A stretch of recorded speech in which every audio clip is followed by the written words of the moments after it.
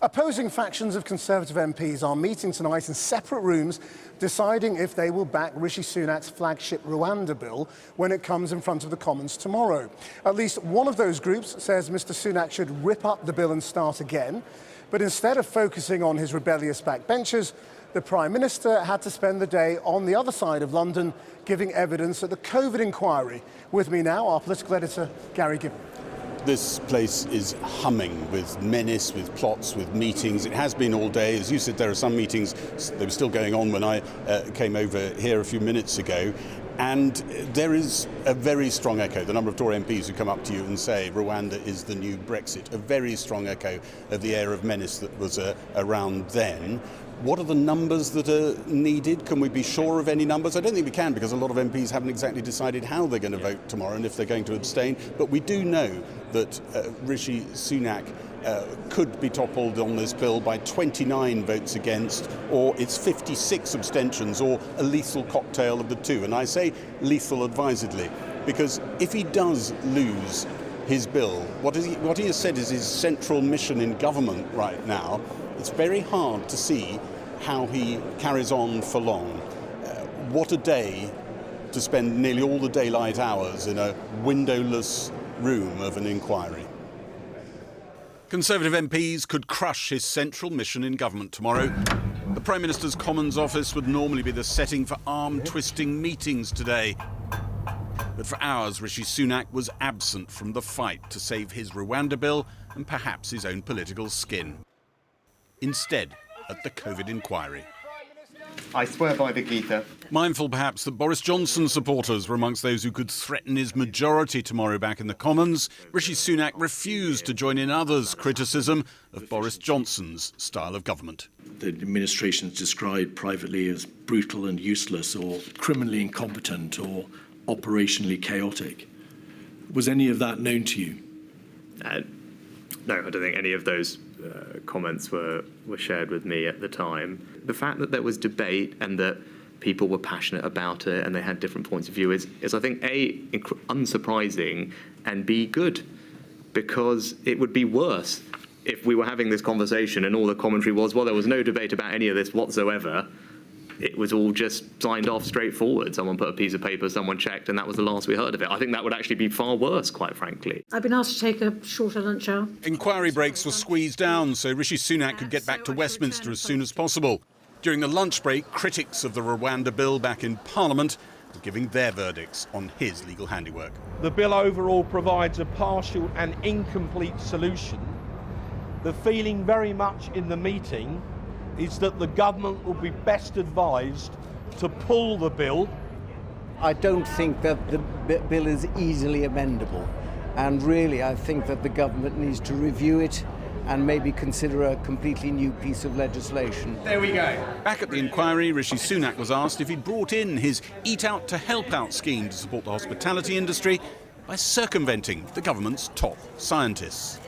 Do you acknowledge that the evidence from Professor Chris Whitty, Professor Sir Patrick Vallance, Professor Sir Jonathan Van Tam, respectively the CMO, GCSA, Deputy CMO, is unanimous that had they been consulted, they would have advised it was highly likely to increase transmission? But they've not said that to me. I've not seen that. And as I said, they had ample opportunity to raise those concerns between the announcement of the scheme and its implementation. None of them chose to do so in any fora that they were in. He was asked about a strident interview he gave 2 summers ago when he was desperate to avoid losing the leadership contest to Liz Truss. The Spectator magazine said he came across as a one-man mission to torpedo lockdown. I think violently opposed to lockdowns is not an accurate characterisation of my position at that time. I was opposed to the circuit breaker on its own merits because I didn't think it would work. There is material which shows that the Treasury was pejoratively associated with death. Some officials in Number 10 described the Treasury as the pro-death squad, obviously on account of the fact that the Treasury was seen to be opposed to maximum public health interventions. I'm grateful to them for what they did, and I said I don't think that is a fair characterisation of how they approach their jobs at all. There were some snippy exchanges. I mentioned Quayle analysis before. You told me not to mention it. At one point, he was asked about Matt Hancock complaining about the Eat Out to Help Out scheme. I'm not sure I have any record of that, but I do know he has said that there has been undue focus on this one item and is evidence to the inquiry. Excuse me? You're suggesting that he said this isn't a matter of some importance? I think he said himself that there's been undue focus on this one item, was his words to the inquiry. But matters as to whether or not they are of importance this inquiry are for this inquiry. During his afternoon session, the government had released a summary of its legal advice on the Rwanda Bill, but the rebels preferred their own and were still insisting Rishi Sunak should drop his entire bill. Could he survive that?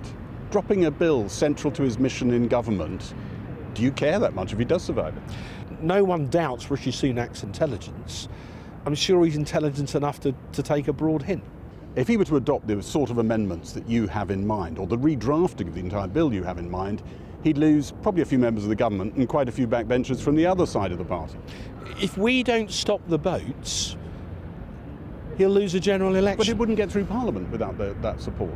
That's what he's calculating. Well, I think it would have the support of the people of the United Kingdom, and at the end of the day, forgive me if I'm wrong, they elect the MPs, don't they? Thanks very much. He said this bill, Rishi Sunak, is absolutely central to his mission in government.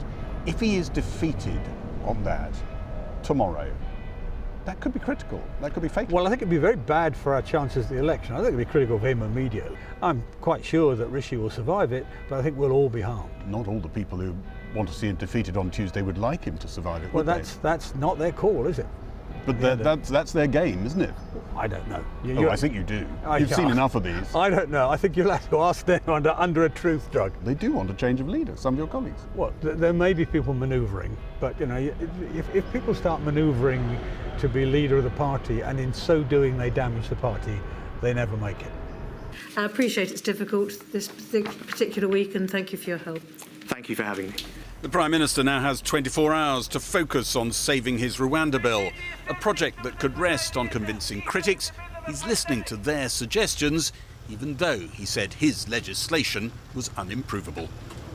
And Gary's with me now. Is Rishi Sunak really in trouble? Yes, people are saying this is not a confidence vote tomorrow. And technically, that's right. It has not been deemed a confidence vote. But it is a very close first cousin of a confidence vote. And it's hard to see how, if you lose a central part of your legislative agenda as a government, as a Prime Minister, you don't at some point soon end up leaving the job.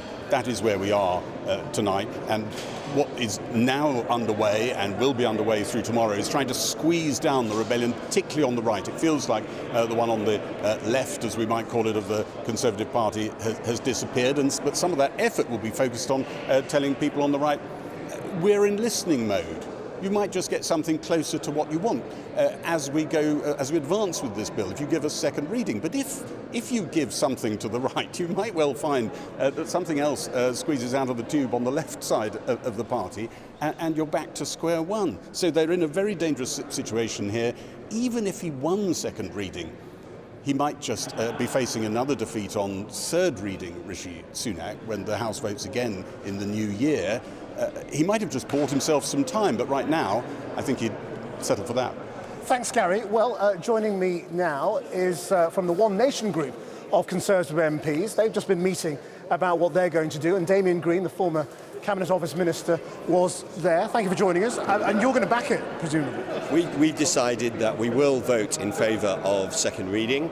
We think it's time to support the government. And to address the point you've just heard very directly, we say thus far and no further that if amendments are produced at later stages of the bill that break our international obligations or threaten the rule of law, then we will vote against those amendments. So this is a tough swallow for people like you in the One Nation group already, and you don't want it to go any further. Exactly. I mean, we can just about swallow this, and we heard from the Attorney General, who is herself a member of the One Nation group, and she has explained why she thinks this is lawful and it's reasonable to do what the government is proposing. But we all agreed that this absolutely could not go any further. So if the government is thinking of giving concessions to people... Well, they are, aren't they? I mean, because they're going to have to get it past some of those on the right. Well, what they need is a majority in Parliament, and I think they'll have a majority in Parliament tomorrow now, and I hope that they will have a majority all the way through to third reading. I mean, this is chaos. It's like Brexit all over again, and you'll remember that, with different factions of the Conservative Party disagreeing with each other about the future, and possibly a Prime Minister being the casualty. Well, it's not quite as big an issue as Brexit, which was clearly following a referendum.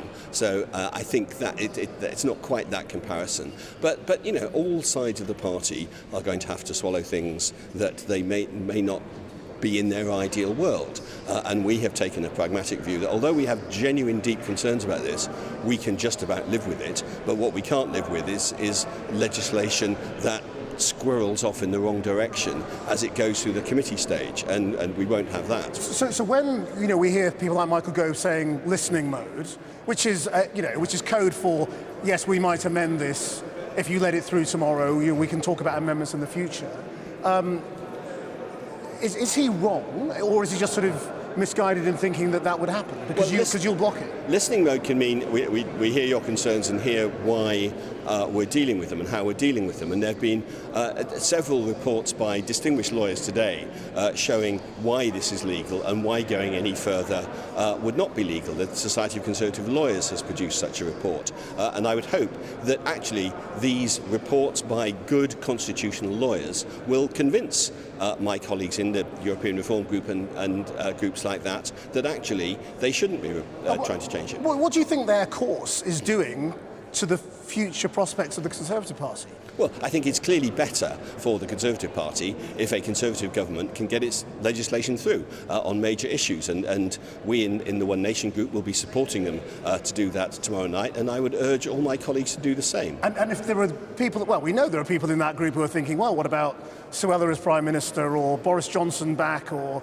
Nigel Farage, or goodness knows what else? Well, what do you think? I think anyone who thinks that the Conservative Party would benefit from a change of leader at this stage is either mad or malicious or both. So I would strongly urge them not to even think about that. And if this is defeated, maybe not tomorrow, but at second reading effectively, it turns into chaos and amendments are put down that you then can't go along with, is it curtains for Rishi Sunak at that stage? Well, if he loses, such an important part of his legislation. Well, I mean that's the hypothetical that we're precisely trying to avoid, and that's why we, in the group I belong to, have decided that we need to support this on second reading, despite our concerns. So it would be curtains. I mean, if it were to fall at second reading. No, I'm not saying that because I'm not answering hypothetical prospects put by you. But so I think the important thing is, as I say, those who have doubts. I have doubts, but I'm prepared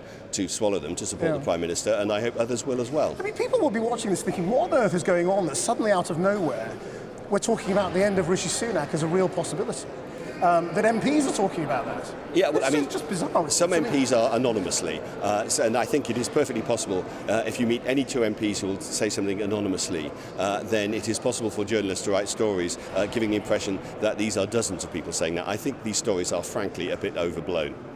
And do you think an early election would be the sensible course of action if we have breakdown here? No, I don't think an early election is a particularly sensible course of action.